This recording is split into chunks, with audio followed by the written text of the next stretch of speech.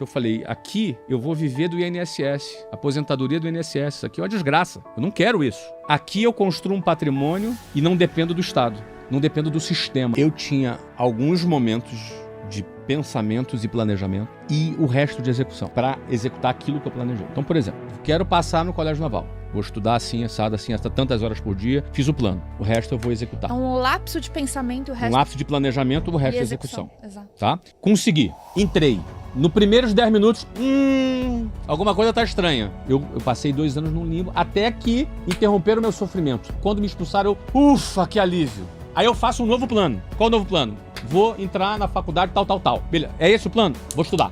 Executa.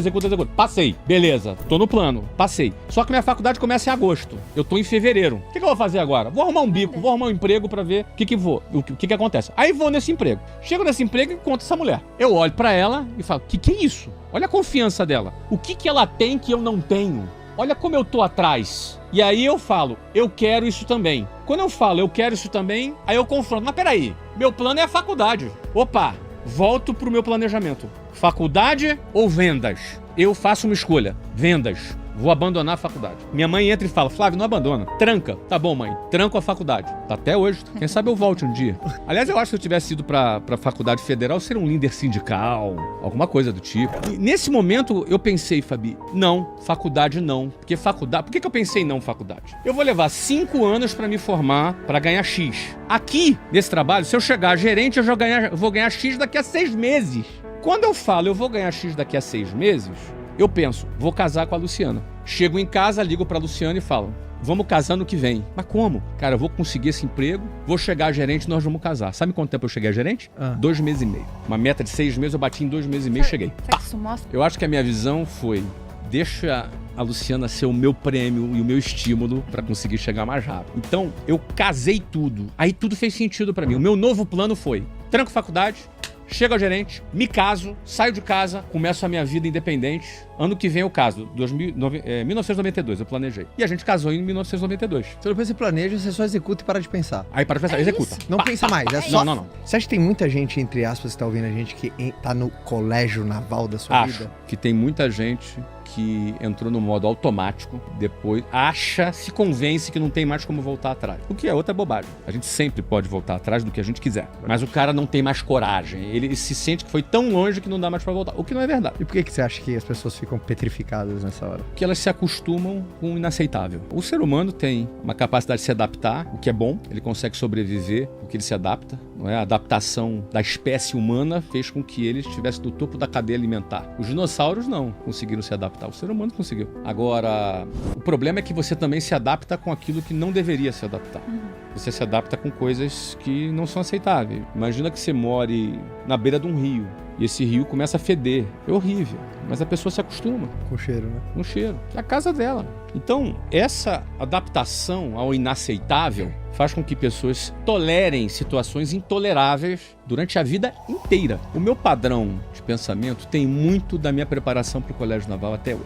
Isso, para mim, me mostrou que eu consigo lutar por o que eu quero, até eu conseguir aquilo que eu quero, por mais difícil que seja. Então, num dado momento, eu achei que o meu salto era abrir o meu próprio negócio. E eu abri. E não tinha o recurso todo para abrir. Embora eu ganhasse bem, ninguém monta negócio com dinheiro do salário. Eu não tinha herança, eu não tinha ajuda da família. Então, eu tive que lançar mão de dinheiro empréstimo de banco, com taxa de juros altíssima do cheque especial, 12% ao mês, aquela história que a gente já conhece. Mas na hora de dar esse salto, a pergunta era, eu sou capaz, eu tinha certeza que eu era capaz de dar aquele salto. E não era uma certeza desvairada, não era um positivismo barato. O que é o positivismo barato? É que vai dar tudo certo, não dá tudo certo. Qual era o salto? Por que eu tinha essa certeza? Eu precisava fazer, era uma certeza baseada em dados, uma certeza baseada em informação. Então eu vendia 600 matrículas por mês com o meu time lá. Para eu dar certo na minha própria escola, eu só precisaria vender 100 por mês. Então se eu vendesse 6 vezes menos do que eu já estava acostumado a vender, eu já dava certo. Então parece menos loucura do que parece. Mesmo pegando um empréstimo caro. Nesse caso era viável, né? Era viável, eu tinha um planejamento. pensamento, eu já tinha experiência, eu sabia como, eu estava disposto a pagar o preço que fosse necessário e era a hora de eu dar esse salto. Na tua cabeça era loucura não fazer. A loucura era não fazer. Assim como a loucura seria ter ido para a faculdade. Assim como a loucura teria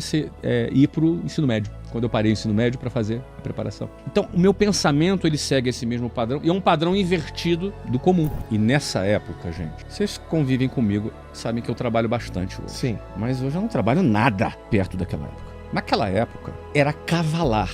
Porque se não fosse cavalar, eu não conseguia vencer a barreira social imensa que estava na minha frente. Então o meu dia começava com 5 horas de desvantagem dentro de um ônibus lotado. E é importante as pessoas entenderem que ônibus é esse. Não é um ônibus bonitinho com ar-condicionado, não. Era um ônibus com 40 pessoas sentadas e 100 pessoas em pé. Muitas das vezes pendurado na porta, com risco de morrer, cair e morrer. Essa é a vida de quem mora na periferia. Você está dentro de um ônibus lotado e um cara com sovaco em cima de você suando 40 graus no Rio de Janeiro. E você de gravata, indo trabalhar, todo suado, com a camisa colada no corpo. Todos os dias. Essa foi a minha vida nesse momento. Nessa época, tinha que ser cavalar. Então assim, eu trabalhava no barato. Olha, eu saía de casa às 6 da manhã, pegava um ônibus às 6 da manhã, acordava às 5h30 e chegava em casa todo dia acima das 11h30 da noite, meia-noite, todo dia. Atendendo cliente, atender um cliente à noite para fazer uma matrícula, Caio. 8 horas da noite em Ipanema. Aí ficava na entrevista até 9 horas, 9h30. Saia de lá com a matrícula na mão, 9h30, com a venda feita. Ia pegar, sabe quanto tempo eu levava pra chegar em casa? De Ipanema até a minha casa? 2h30. De 9h30, 2h30, meia-noite. Chegava em casa meia-noite pra acordar às 5 horas da manhã do dia seguinte. Então era cavalar. Cavalar. Pra quê? Pra conseguir sair daquela realidade. Flávio, se você pudesse deixar uma caixa de ferramenta pra galera. Porque sucesso é uma parada muito subjetiva, né? Mas pra pessoa chegar no objetivo que ela se propôs a chegar. O meu processo, ele começou com a rejeição do caminho tradicional.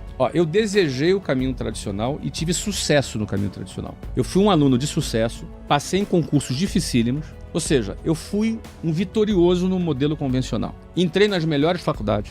Foi quando eu decidi sair do caminho tradicional. É um cara que estava dando certo no modelo. Eu estava dando certo no caminho tradicional. Só que eu olhei o resultado que ele daria na minha vida. E quando eu conheci, olha, eu não tinha referência, quando eu conheci aquela mulher que fez a apresentação, que eu olhei, quando eu conheci um outro caminho, eu falei, cara, esse caminho é muito melhor, mais rápido, posso ganhar o que eu quiser. Então eu escolhi um caminho não tradicional das vendas, que depois me levou ao empreendedorismo. Só que antes eu rejeitei o caminho tradicional que eu estava nele e tendo sucesso nele. Então eu penso que não tem conciliação. Ou tu tá dentro da gaiola, comendo alpiste todo quinto dia útil, ou você tá fora da gaiola voando, sem nenhuma garantia do que você vai comer. Mas você é dono do seu destino voando, fora da gaiola. Isso eu enxerguei com 19 anos de idade. Quando eu entendi e fiz uma escolha. E falei, aqui é o caso com a Luciana daqui a 6 meses. Aqui é daqui a 7 anos. Aqui eu ganho uma grana daqui a 1 ano.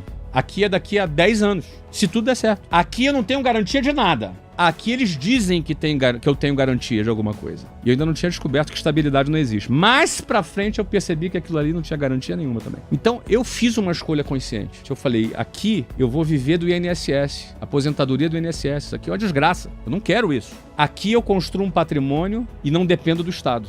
Não dependo do sistema. E aí eu criei a imagem do sistema na minha cabeça, porque a Marinha representava o sistema para mim. O sistema é um formato onde você tem que se enquadrar. Eu não quero me enquadrar.